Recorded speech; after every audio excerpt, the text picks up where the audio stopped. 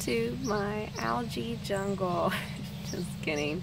That's one thing about renting is that you don't get things taken care of that you would do at your own house.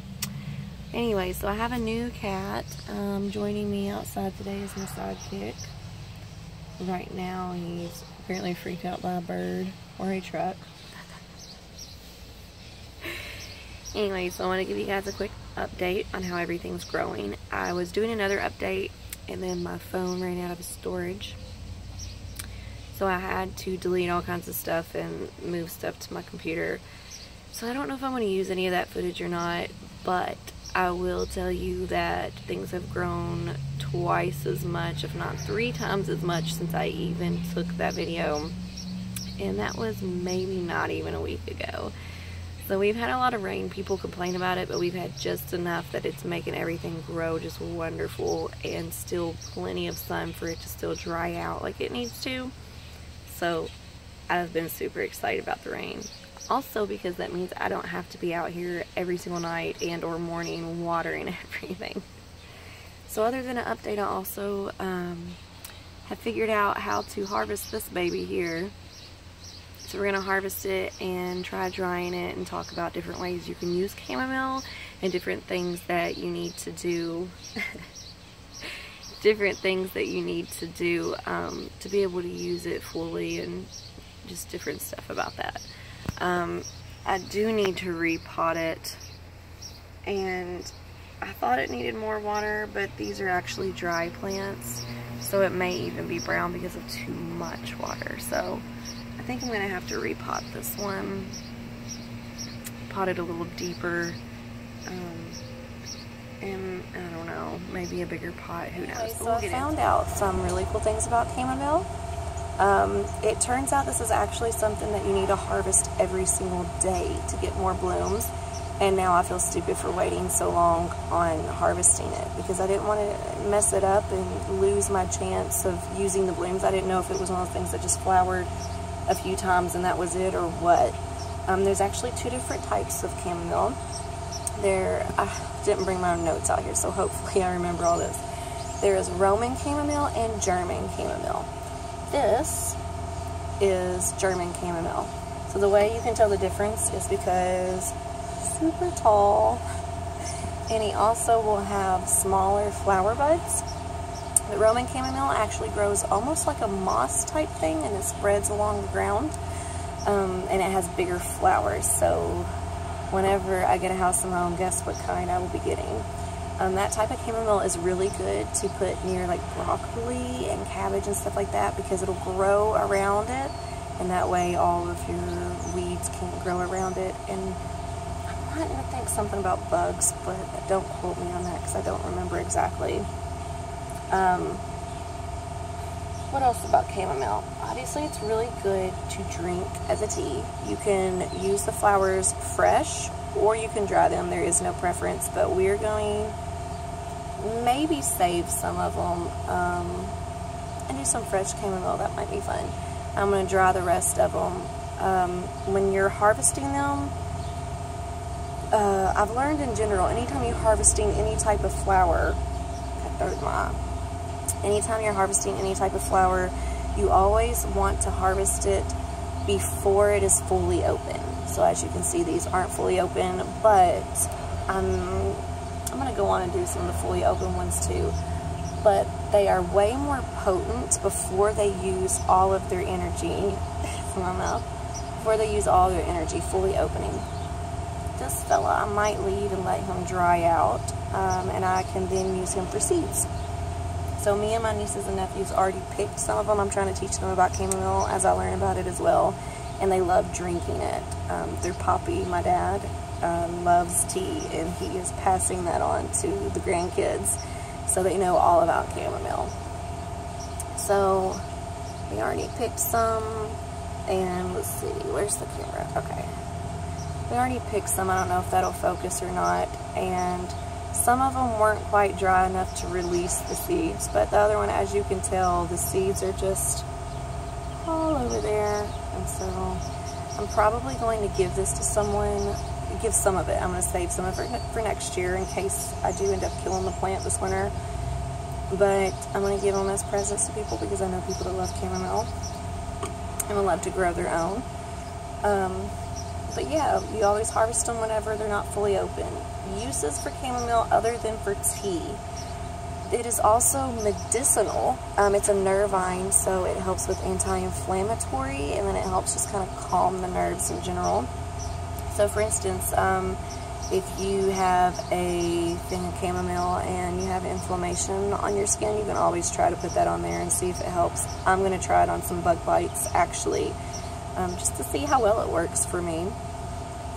Also, something interesting that I found that I never knew before. Babies that are teething, you can get a wash rag and soak it in chamomile and then freeze it. And it will be a little messy for them to suck on because, of course, it's going to be de-thawing in their mouth. It's like giving them a popsicle. But it's apparently really good for teething. So my sister is having a baby in July, and eventually when this baby is teething, I cannot wait to now use my newfound knowledge of chamomile to see if it helps any. So that'll be fun, but that video update is going to be a long time coming because right now it is early June. But anyways, that'll be fun. So whenever you harvest these, oh, one more thing. My hair's getting caught in the chamomile. Okay, one more thing also about the chamomile. Usually you steep your tea no longer than 5 minutes because no one wants bitter tea. I don't know, some people like bitter tea. If you want to use this in a medicinal way for your, like, calm your stomach, especially if it's like, if your stomach's upset for emotional reasons, which with stress and anxiety, very much so myself, apparently you need to steep it up to 10 to 15 minutes to where it is bitter, and that's when it's more medicinal and actually will help with those things. Some people will even steep it overnight and just let it soak overnight. Obviously, you just pour the boiling water on top of the either fresh or dried flowers. And I'm also super excited for that knowledge because that's something that I didn't know. I thought that it was bad if you let it sit too long, but now I know that it actually will help me more. For instance, the other day I was really stressed out. Not stressed out, more of an anxiety attack. One of those random ones, and you're actually excited to go somewhere, but your anxiety decides that you are not going to be excited, you're going to freak out instead. So I had one of those, and I had a bag of honey chamomile tea. Obviously not my own, but it was honey chamomile tea that I had actually, I think, gotten from Walmart. And, I mean, it really calmed me. I didn't steep it that long. I think, I left the tea bag in it, and so maybe I did steep it longer. Yeah, I just left the tea bag in there and just drank it on my way to the event we were going to. And, I mean, I was meeting up with, me and my boyfriend were meeting up with my parents, so why would I be nervous about that? Why would I be upset? But my body decided I was. And it did help calm me. So if a tea bag from, Walmart can do that, it's going to be fun to see what this will do. So right now I'm just going to check all the flowers. This one, I don't know if I'm going to leave this one or not. I don't know if you guys can see this, but let's see here. I don't know how to get it to focus on here. Right there in the middle, he's wanting to start his pollination. So because he's wanting to start his pollination, that makes me want to just leave him alone. And his petals are all the way out already. So I think I'm going to leave this one alone and let it dry and get some seeds out of it. All of these other ones that are just starting, I'm going to pinch the stalk right below the head and just pop it off. They mentioned something about a tightly woven basket. I have a clean cat dish that I'm going to put them in because I'm just going to dry them after this anyway. So I'm going to go ahead and get all these slightly open little fellas. And the really far open ones I'm going to leave how they are. And these not quite there yet that don't even have petals, I'm going to leave them alone as well. So let's see, that one's slightly open, slightly open. Some of them are even losing petals. I can see little buds coming up. And this is something that I love to teach the kids because they are around ages 5, 3, and 1.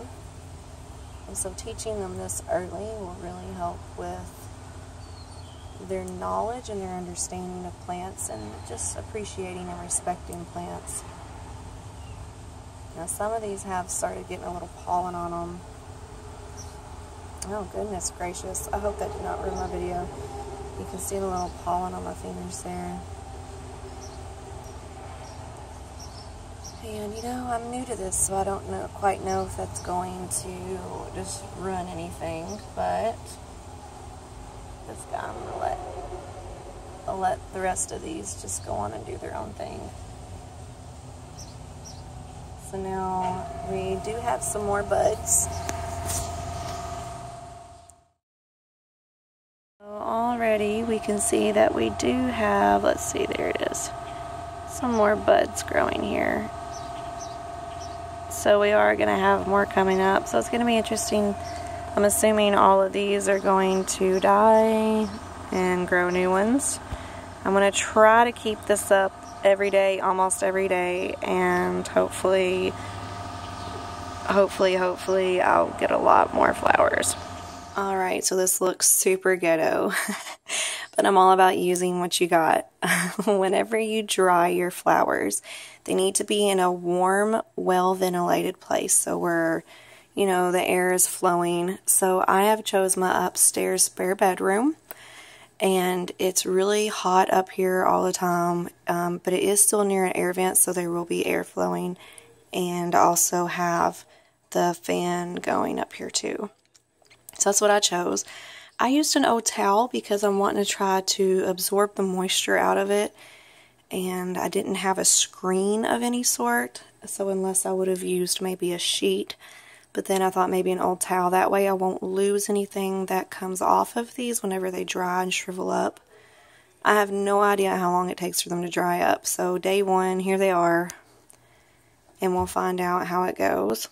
A few more quick tips about whenever you're storing them and drying them. Obviously, whenever they're done drying, I'm going to then show you how to store them.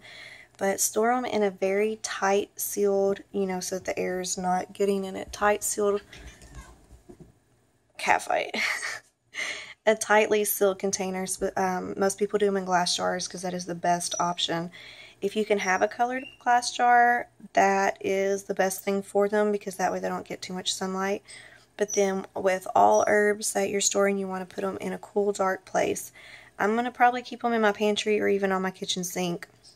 There's not a lot of sun in my kitchen, unfortunately. So yeah, I think that's about it. If I think of anything else, I will blurb it in the video. I wasn't really sure how I was going to end this video, but I'm super excited about drying herbs and using them and learning about them, and I hope you guys actually got something out of this and actually learning something. If I don't finish this video, I'm going to be late for my real job, however, so you guys have a good day. Grow yourself and grow some plants. That's going to be my motto of life, so bye y'all.